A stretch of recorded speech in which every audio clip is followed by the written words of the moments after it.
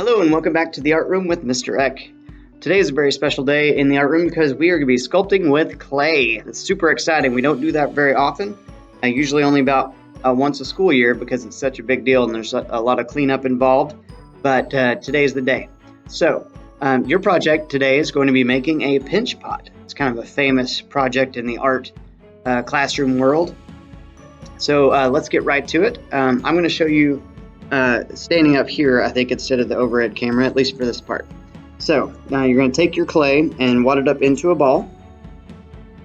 And let's go ahead and pinch off a little bit of that, about this much. That's going to be your handle in just a moment. So go ahead and smooth that back out where you pinch that off. Doesn't have to be super smooth, just, basically. All right. Now, you're going to take your thumb and you're going to jam it into the ball of clay. Just kind of twist it in there. Not all the way through. We're not making a ring, but just pretty deep. And then it should look something like this. So it's a ball with a hole in it. Now comes the pinch part. I want you to pretend that you're a crab. We're going to be pinching the sides of this ball of clay between your thumb and these two fingers, like this. And I'm going to gently put my thumb back in the hole. I'm going to gently pinch the side of the ball between my thumb and these two fingers. That's why it's called a pinch pot. I'm going to pinch it and turn. Pinch it, turn, pinch it, turn. I'm going to do that over and over, a little bit faster now. And when you do that, the sides of what's going to be a pinch pot get thinner and the hole gets bigger. So we're going to keep doing that a little bit more.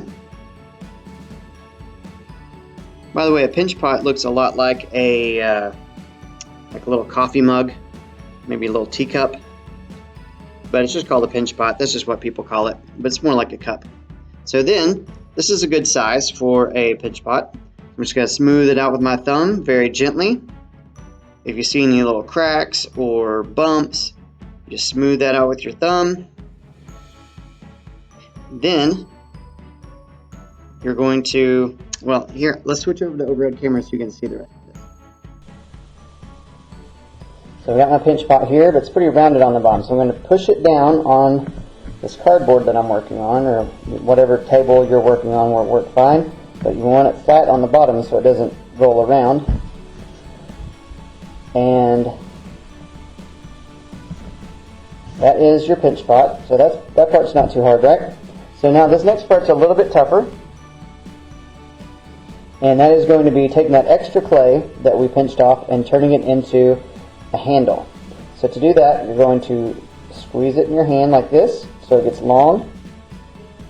Actually, you can roll it like this.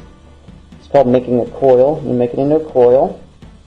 And then bend it into a C shape, like that.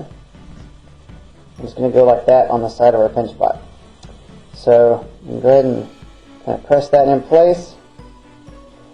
And it might stick for right now, but we have to join this piece of clay to this piece of clay in a more permanent way, because when this dries, clay is not sticky anymore, and then this will fall off. So I'm going to get my sculpting tool. If you're at home and not in my classroom, then you might have to use something else like a plastic knife or a popsicle stick. And we're going to do something called scoring and blending. This is very important. Bring this up real high so you can see it. So scoring is when you take the side of your knife and you cut lines down into both pieces of clay, trying to join those two pieces of clay. It looks like you're putting stitches in your project, and that's kind of what you're doing. We're sticking the two pieces of clay together. I'm going to do that on the top and the bottom where both sides of the handle meet the pinch pot. That's called scoring. The other half of this is called blending. When I blend, I'm going to hold the handle in place and I'm going to smear those scored areas smooth. We're smearing the two pieces of clay together. Scoring and blending. Scoring is the first part, and then blending finishes it out. Reach up under there If you want to, if you have extra clay, you can put some extra clay around this area to make it a little thicker so it's stronger. Might be a good idea if you've got it. Blending at the bottom now.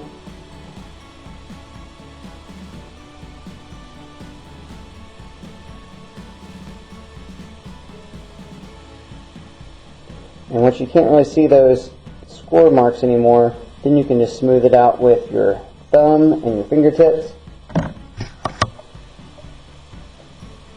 Another thing that works really good is to add some water to it, just a little bit, to help smooth it out. Anytime you're working with your clay and it starts to dry out, it starts getting these little cracks on it, just add a little water.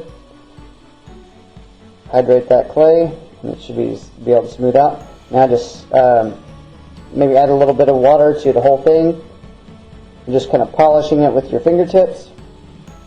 Any rough areas, let's go ahead and smooth those out. Because anything that's rough while you're working on it will be rough when it dries. Anything that's smooth while you're working on it will be smooth when it dries. So pretty much whatever you see is how it's going to look when it's done.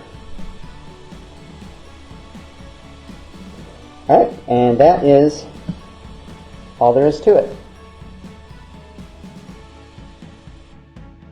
And here's my finished pinch pot. I think it looks pretty nice. It's going to look really cool when it dries, and then I put it into the kiln. Once I put it in the kiln, it's going to cook for 8 hours at 2,000 degrees. When it comes out, it will not be gray anymore. It will be white and hard and ready to paint. But this is the end of the sculpting part. I hope you enjoy sculpting your pinch pot, and we'll catch you back in the art room next time.